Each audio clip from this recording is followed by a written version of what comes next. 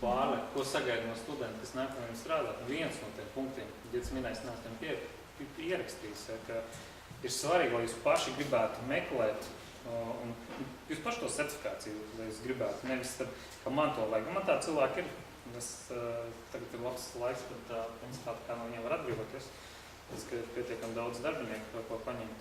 Un tāpēc ir ļoti svarīgi, lai jūs tiešām paši meklētu, lasītu, interesētos. Un nevis tā, ka es pasaku, jūs to darat.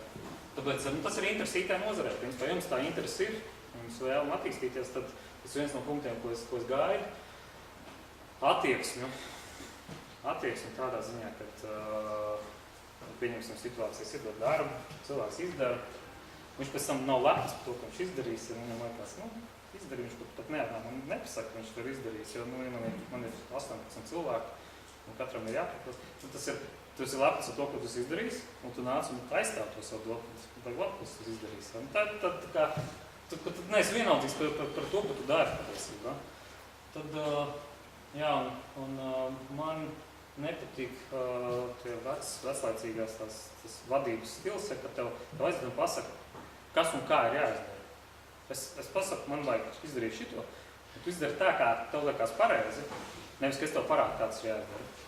Jo man vajag rezultātu, man nav svarīgi, kā tu līdz viņam nonāc. Protams, man svarīgi, lai tas nav pārāk ilgi, bet katrā gadījumā tas ir, un jums ir jāprot aizstāvēt tā idejas.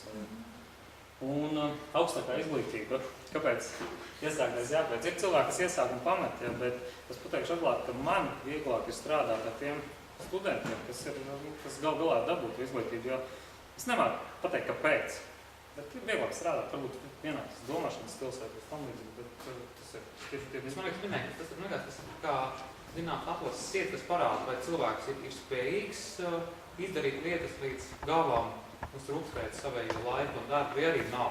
Ja viņš tāds pa gaisu un kaut ko tur maļās un plānās, tad tie cilvēki, kuri kaut kur otrajā kursā nolūst, un tas arī parāda kaut kādu viņa spēju līmeni.